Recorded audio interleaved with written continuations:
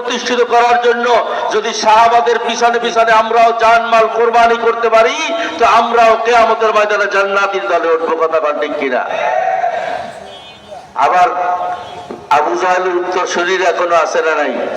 যারা এই বাংলার জমিনে কোরআনী আইন চলুক এটা চায় না, যারা শরিয়াতের আইনে বিশ্বাস করে না, এরা কোন দল? আবু জাহেলের দল না আবু বকরের দল? এদের পিছনেও যারা ঘুরবে তারা ওই আবু জাহেলের সাথেই কিয়ামতে উঠবে। কথাটা ঠিক কিনা?